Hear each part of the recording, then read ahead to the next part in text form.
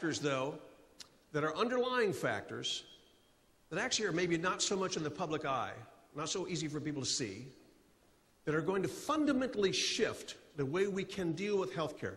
And if you're looking for markers of how healthcare is going to shift over the next 5, 10, 15 years, these are the fundamental ones to watch. A very big one is the digitization of healthcare. Most of healthcare still is not digitized. Most healthcare is run on pen and paper. Most healthcare, Charles Dickens would not be confused if he walked into an American hospital. This is scary. We depend for our lives on people scribbling things down on sheets of paper. I don't like that. But it goes much deeper than that. Because healthcare has always been opaque. It wasn't more than about 150 years ago that doctors actually spoke Latin to each other in front of the patient because they wanted to keep the mysterium tremendum going.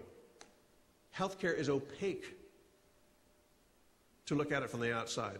If you digitize healthcare, for the first time, it's actually possible to see into the processes of healthcare, to ask, what did people actually do? Did it work? What were the problems?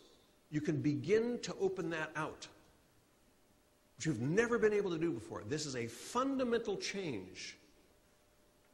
And one of the things we saw in the stimulus bill was a $36 billion outlay to help healthcare digitize.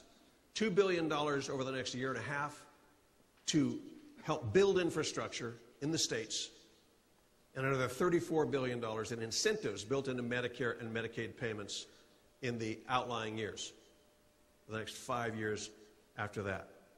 This is actually a small amount for what should have been going into healthcare all along.